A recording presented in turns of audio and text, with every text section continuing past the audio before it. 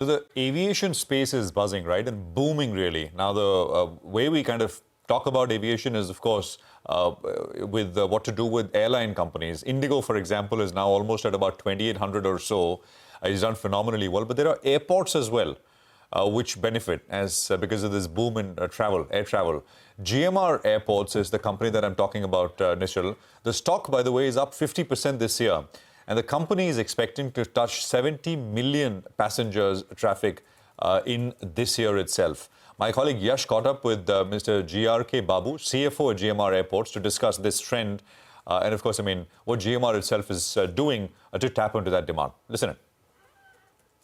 Q3 is basically a strong quarter because of holiday seasons. And it should have the same trend like quarter 2.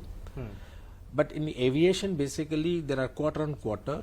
Quarter 1 and quarter 3 is always higher growth compared to quarter 2 and quarter 4. Correct. For the various reasons. It is a trend which always continued. So quarter 3, now we expect a better traffic growth compared to even quarter 2. And if you have to put a number to it, year on year, what is your understanding, estimates, and on a quarter on sequential basis as well? Year on year growth, because if in case of the Delhi, the base is very high. Correct. So we are likely to touch about 70 million traffic this year, as against the last year what we closed. In case of the Hyderabad, we are likely to close around 24 to 24.5 million traffic. It ranges about 17 to 18% growth. Amazing. As far as the important fundraising is concerned, you raised about 2,000 crore recently, which was used towards refinancing. As far as that refinancing is concerned, where does that leave the debt at the company? Also, a corresponding question, your finance cost would have also come down with that refinancing. Where does that finance cost stand at the moment for the company? Our debt at GMR Airports Limited is about 3,900 crores, which including the all interest accrued everything. That is what we are refinancing now. Trench 1 we completed, there will be Trench 2 and Trench 3 also. We are likely to raise the Trench 2 and Trench 3 maybe in December and January. That will take our debt level maybe around 4,700 crore rupees, which includes our acquisition financing also. Okay.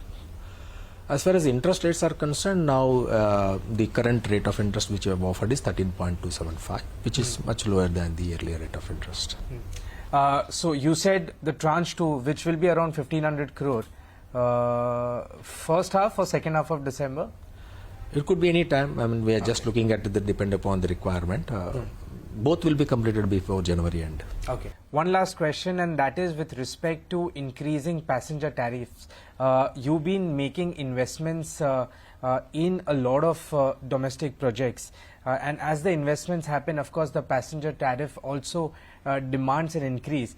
Which of the projects in the country would see an increase in passenger tariffs? And if you could give us a range in terms of, on a blended basis, what could be the average increase in passenger tariffs?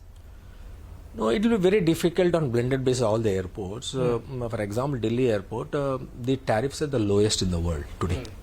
Yield per passenger is 150 rupees. If you look at the UDF is only 77 per passenger.